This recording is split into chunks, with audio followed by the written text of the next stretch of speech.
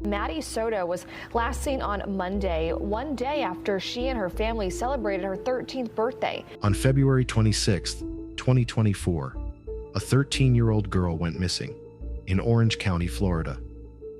The dead body that was found days later brought forward a deep secret that no one could have even imagined. What was this secret? And how did this young girl die? This is the story of Madeline Soto, one filled with pain and suffering where even the law failed to serve justice. Imagine celebrating your 13th birthday only to end up dead the very next day. It's like stepping on the first step of your teenage years and falling only to never climb again. Madeline Soto celebrated her 13th birthday on February 25th, and the next day, she was supposed to be on her way to school from Village Park Drive in Kissimmee, near Orlando. Her mom's boyfriend, Stefan Stearns, claims he dropped her near Hunters Creek Middle School, but she never made it to class. Madeline's mom realized she was missing when she went to pick her up later that day. Until then, she had been unaware of her daughter's whereabouts, and also a lot of things going on in her daughter's life, as will become clear soon. Surprisingly, Madeline's phone was left at home.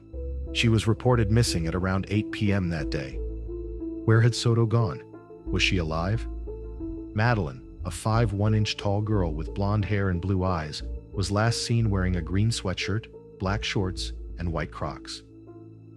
On February 27th, the Orange County Sheriff's Office informed the public about Madeline Soto's disappearance, urging anyone with information to come forward. The following day, February 28th, the Sheriff's Office organized a large-scale search effort to find her. Over 50 officers searched for Soto in the nearby woods. It was discovered that she had messages on her phone expressing a desire to live in the woods when she turned 13. Could she have gone into the woods alone? Deputies thoroughly searched the area where Madeline was last seen, places they received tips about, and areas indicated by their investigations. Despite their efforts, they couldn't find any trace of her. Where was Madeline was the persistent question in everyone's mind. But little did anyone know that the next announcement by authorities will shake Florida to its core. Sheriff John Mina met with Madeline's mother on a Thursday night, delivering sad news that they were confident Madeline was no longer alive. Deputies were actively searching for her body. At 8:19 a.m., we have evidence that shows Stefan Stearns returning to the complex, and Madeline was visible in that vehicle. We believe she was already dead at that time, the sheriff said. Mina explained the OCSO had video evidence of Mr. Stearns discarding items, including her backpack and school laptop, in a dumpster behind their apartment building at 7:35 a.m. On Friday, Florida police announced the discovery of Madeline's body.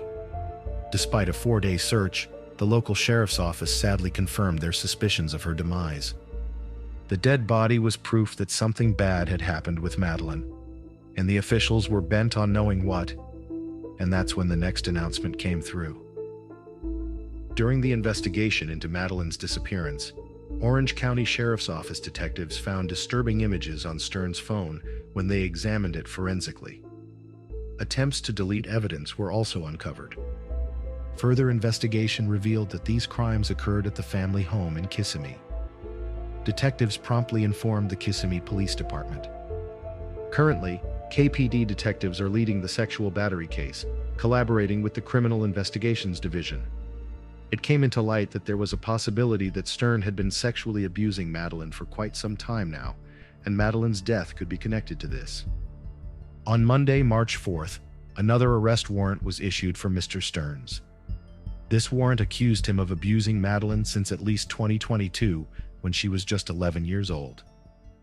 Stefan Stearns, identified as Madeline's stepfather, emerged as the primary suspect in her disappearance, although no charges were laid against him in connection with her death.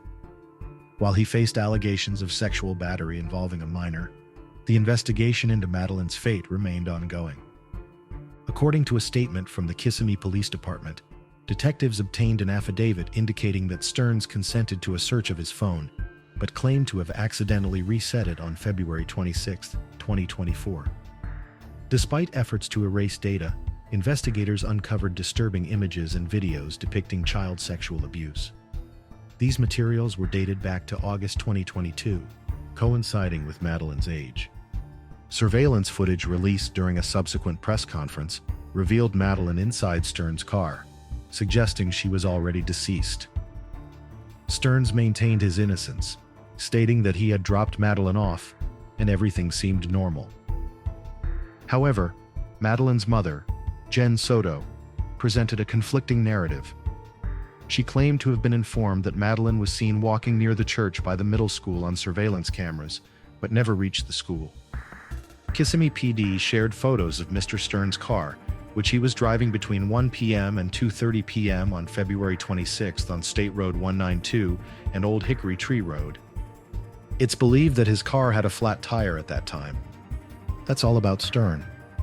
What about the mother, Jen Soto? Is she really innocent? Did she have no idea about what was happening with her daughter in the same house she had been living in? Surprisingly, the story Jen gave the law enforcement was quite different from what they already knew. Madeleine was being abused by her mom's boyfriend, as the video evidence proves. The abuse happened at the same place they all have been staying at. How is it possible that she had no idea about her daughter's condition? Channel 9 discovered inconsistencies in Jennifer Soto's statements to law enforcement regarding the timeline of her daughter Madeleine Soto's disappearance. While initially, Jennifer claimed the last time she saw her daughter was the night before her disappearance, a report obtained by Channel 9 showed that she told deputies she saw Madeleine the morning she vanished. Specifically, she mentioned seeing Madeleine getting dressed for school at 8 a.m. and stated that her boyfriend, Stefan Stearns, then took her to school. However, according to Orange County Sheriff John Mina, Madeleine was likely already deceased on the morning of February 26th. He stated during a news conference that detectives determined Madeleine was never dropped off near her school that morning and believed she was already dead at that time. Surveillance footage from the family's apartment complex showed Stearns disposing of Madeleine's belongings in a dumpster at 7:35 a.m., and subsequent video footage at 8:19 a.m. showed Madeleine in Stearns' vehicle, believed to be deceased. Jennifer Soto has been interviewed multiple times by detectives from various agencies, and investigators are scrutinizing all the statements she has made. But what came across as shocking was her body language and expression during an interview when she was questioned about Madeleine. Take a look. We had dropped her off close to the school. She wanted to walk the rest of the way. Sorry.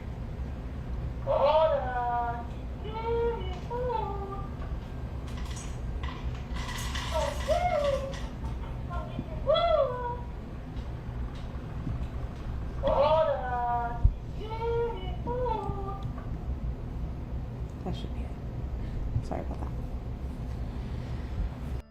Her body language came across as frivolous, and experts suggest that she might have been lying in her interview.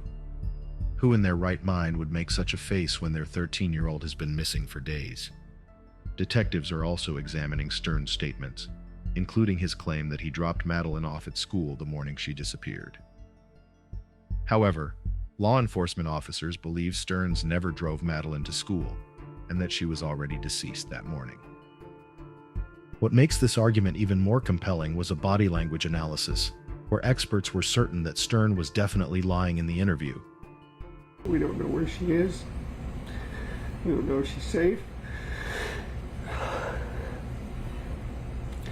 We're just scared. We just want her home. The fact that he was faking his emotions and wiping away tears that did not exist became very evident and only made the department even more suspicious of Stern. The Kissimmee Police Department took over the investigation into Madeleine's death, and while they have not officially commented, sources indicate they are closely examining all available evidence and statements from both Jennifer Soto and Stefan Stearns. But it does not end here. This case has got its fair share of publicity and controversy too. Stearns chose to waive his first appearance in the Osceola County Court and was represented only by his attorney during the proceedings. The judge decided not to grant Stearns any bond. On a different note, the police have gone under heat for accidentally posting disturbing images related to the case. They are facing criticism after accidentally sharing a disturbing image of the murdered 13-year-old Madeleine Soto's body on Instagram. The county sheriff, Marcos Lopez, reportedly posted a photo showing a close-up view of the crime scene, which included Madeleine's body. The photo was shared as part of a series of images on Instagram, with Madeleine's body appearing in the third picture. The caption of the post mentioned a great day with our seniors, along with hashtags related to Florida and seniors, accompanied by a halo smiley face emoji. A spokesperson for Osceola County stated that the photo was never meant to be included in the social media post, and later apologized for what was described as a horrifying accident. The incident occurred on the same morning that another civilian employee of the sheriff's office, Nerva Rodriguez, shared a selfie with the prime suspect in the case, Stefan Stearns. The post by Rodriguez was subsequently removed. State Attorney Andrew Bain issued a statement expressing his concern over the accidental release of the photos, describing it as being done in poor taste. It said, "I am deeply disturbed that the photos were carelessly made public. While I do not believe these photos will have any evidentiary impact on the case as of now, they were released in poor taste." Despite the absence of charges for Madeleine's murder, the Kissimmee police have assured the public that they are actively working to bring closure to the case. Our detectives and forensic unit are working tirelessly to uncover the truth behind this heartbreaking incident. At this time, we are unable to release any further information, as this remains an active and sensitive investigation. We understand the desire for updates, and we assure you that every effort is being made to get justice for Madeleine. Orange County Public Schools Superintendent Dr. Maria Vasquez expressed condolences and paid tribute to their student. "My thoughts and prayers go out to Maddie's family and her school community. To lose a child so suddenly and tragically is extremely difficult, especially for family and friends. Counselors continue to be available for any student or staff member dealing with the news. I ask that you keep the entire Hunters Creek Middle School community in your prayers as they grieve the loss of one of their own." The investigation into Madeleine's death will continue as the Kissimmee Police Department, leading the case, collects and examines evidence. This evidence may include things like items found at the location where Madeleine's body was discovered, as well as forensic evidence and video recordings. Right now, the suspect has only been charged with crimes related to what was found on his cell phone and inside the house. Thankfully, he is being held in custody without the option for bail. This gives detectives time to work closely with prosecutors to ensure that when he is officially charged with Madeleine's murder, which seems very likely, the case will be strong and well supported. Several important factors need to come together for law enforcement to present a clear conclusion about what happened to Madeleine.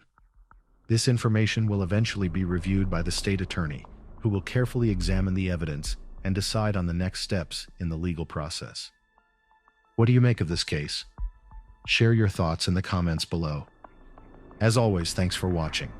If you enjoyed this video, please give it a like and subscribe to the channel and hit that notification bell. See you in the next video.